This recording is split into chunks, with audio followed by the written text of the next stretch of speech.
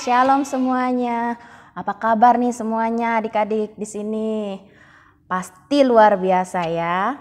Nah, tadi kita sudah memuji, kita sudah memuliakan nama Tuhan. Sekarang kita mau siapkan hati kita, pikiran kita mau dipenuhi dengan kebenaran firman Tuhan ya. Kita mau mengenal lebih dalam lagi tentang firman Tuhan ya. Yuk adik-adik, sebelum kita mendengarkan firman Tuhan, kita mau lipat tangan, tutup mata, kita mau siapkan hati kita, pikiran kita, berikan yang terbaik untuk Tuhan. Yuk kita berdoa. Bapa di dalam surga, kami bersyukur Tuhan pada pagi hari ini kami masih boleh memuji, memuliakan nama Tuhan. Tuhan Yesus, kami bersyukur saat ini kami boleh tubuh kami boleh sehat, boleh kuat. Kami boleh Tuhan kembali mendengarkan firman-Mu Tuhan. Kiranya Tuhan firman yang akan kami dengar sebentar boleh menjadi kekuatan, boleh menjadi rema dalam kehidupan kami. Terima kasih Tuhan Yesus, ajar kami duduk diam mendengarkan firman-Mu. Di dalam nama Tuhan Yesus Kristus kami berdoa. Haleluya. Amin. Nah, adik-adik, di sini Cici punya 3 botol. Nah, Cici punya 3 botol yang berisikan air ya adik-adik ya. Warna airnya berbeda ya adik-adik ya. Coba adik-adik lihat. Ada yang warnanya putih, ada yang warnanya hitam, ini warnanya putih. Nah adik-adik, dalam botol-botol ini, air-air di dalam botol ini melambangkan manusia ya. Adik-adik lihat, ini manusia kita dahulunya itu putih, bersih ya adik-adik ya. Tidak kotor, putih ya. Nah, lalu yang kedua adalah ini, iblis. Iblis ya. Kenapa warnanya hitam? Karena iblis penuh dengan dosa ya. Iblis penuh dengan dosa, penuh dengan tipu muslihat, penuh dengan perbuatan yang jahat, hatinya kotor ya. Jadi dilambangkan seperti air yang kotor ini ya adik-adik ya. Lalu di sini yang terakhir ada apa? Ada yang ketiga, menggambarkan, melambangkan hatinya Tuhan Yesus. Hati Tuhan Yesus putih, bersih ya. Tidak ada nodanya, tidak ada kotornya, tidak bercela ya adik-adik ya. Kita tahu kita punya Tuhan Yesus yang luar biasa. Nah adik-adik, Cici mau menjelaskan. Dahulu manusia itu diciptakan Tuhan bersih, putih, tidak berdosa. Nah, tapi datanglah iblis. Iblis ini datang dengan tipu dayanya.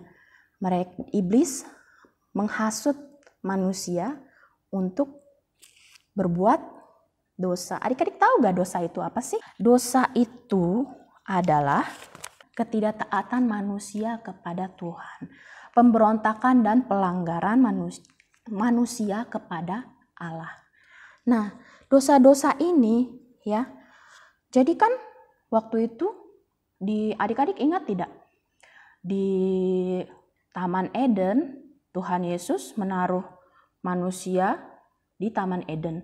Lalu ia menyuruh manusia itu, Adam dan Hawa, untuk tidak boleh memakan buah pengetahuan baik dan jahat. Nah adik-adik, tapi karena tipu daya iblis ya, karena iblis menggoda Hawa ya, udah gak apa-apa makan aja, nanti kamu bisa tahu yang baik dan yang jahat seperti Allah. Ya, akhirnya manusia tergoda dan jatuh di dalam dosa. Jatuh di dalam dosa. Karena itu manusia akhirnya kehilangan kemuliaan Allah. Nah, adik-adik, coba siapa yang di sini yang tidak pernah berbuat dosa? Ada tidak? Coba angkat tangannya. Oh, saya tidak pernah berbuat dosa, Ci. Hati-hati ya adik-adik ya. Kita semua pasti punya dosa karena Adam dan Hawa sudah jatuh ke dalam dosa ya. Nah, adik-adik kalau bilang saya tidak berdosa, itu namanya berbohong. Coba. Wah. Berbohong. Apalagi dosa lagi yang lainnya? Mencuri. Apalagi? Tidak dengar-dengaran sama orang tua. Apalagi? Sombong. Apalagi? Musuhan. Berkelahi.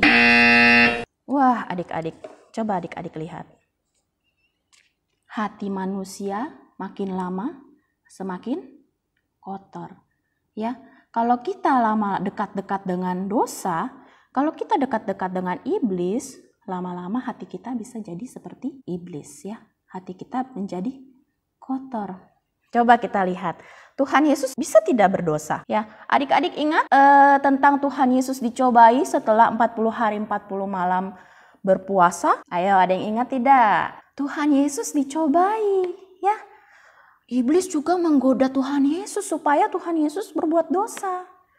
Apa ayo dosanya? Iya betul, karena Tuhan Yesus saat itu lapar, iblis bilang, coba ubah ini batu menjadi roti untuk kamu makan. Tapi Tuhan Yesus tergoda tidak? Tuhan Yesus tidak berdosa. Ya. Lalu apa lagi? Kata iblis, jatuhkan dirimu dari bumbungan bait Allah.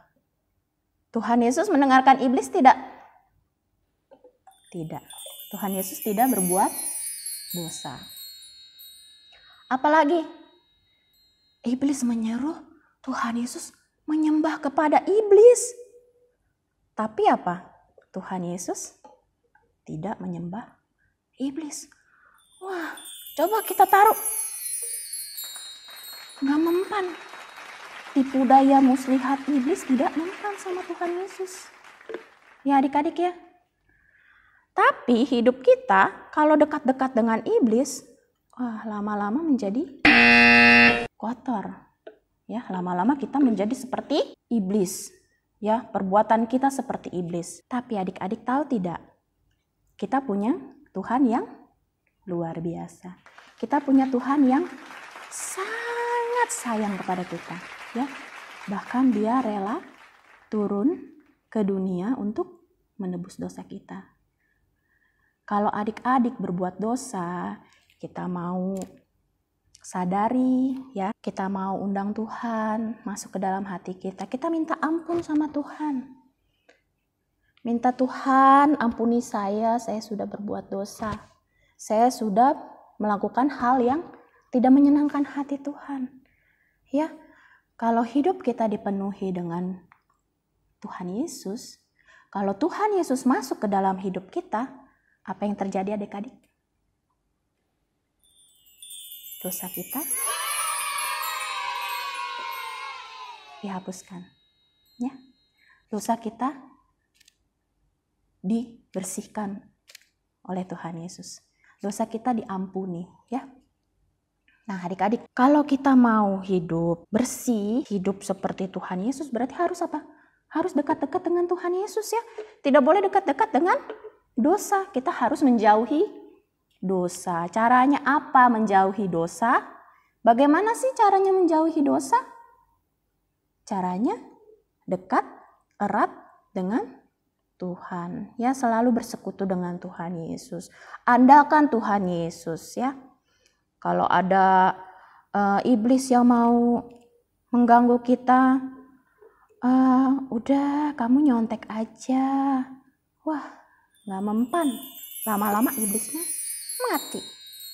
Tidak ada lagi tipu dayanya. Iblis yang berhasil mengganggu kita. Oke?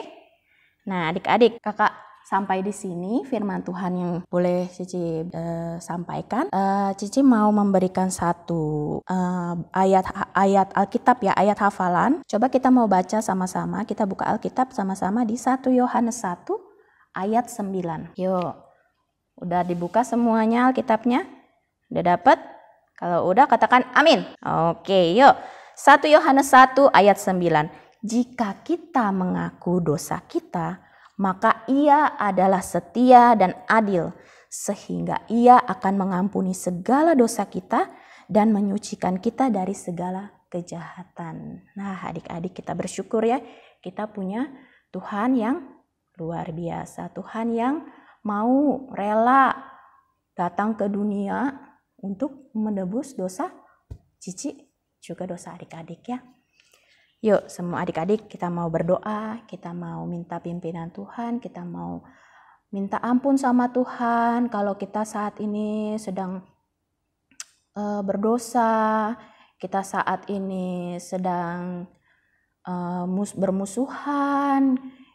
Tadi pagi kita marah-marah sama papa mama, kita tidak dengar-dengaran. Yuk adik-adik, kita mau mengakui dosa kita mau minta pimpinan Tuhan untuk Tuhan masuk ke dalam hati kita supaya kita boleh disucikan. Ayo kita berdoa. Tuhan Yesus yang baik, terima kasih Tuhan. Pada pagi hari ini kami boleh mendengarkan firman-Mu. Kami bersyukur kami punya Tuhan, kami punya Allah yang luar biasa mengasihi kami, yang rela memberikan anaknya untuk menebus dosa kami semua. Tuhan Yesus, ampuni kami kalau kami melakukan hal-hal yang tidak menyenangkan hati-Mu, kalau kami melakukan dosa yang melanggar perintah Tuhan. Tuhan, ajar kami untuk selalu dekat dengan Tuhan, supaya iblis, supaya dosa tidak dekat-dekat dengan kami Tuhan. Terima kasih Tuhan Yesus, Tuhan yang memberkati juga orang tua kami, Tuhan yang memberkati juga saudara-saudara kami, kakak adik kami Tuhan, kami serahkan ke dalam tangan-Mu. Sekolah kami, masa depan kami serahkan ke dalam tangan Tuhan. Di dalam nama Tuhan Yesus Kristus kami berdoa dan mengucap syukur. Haleluya. Amin. Selamat hari Minggu adik-adik, Tuhan Yesus memberkati.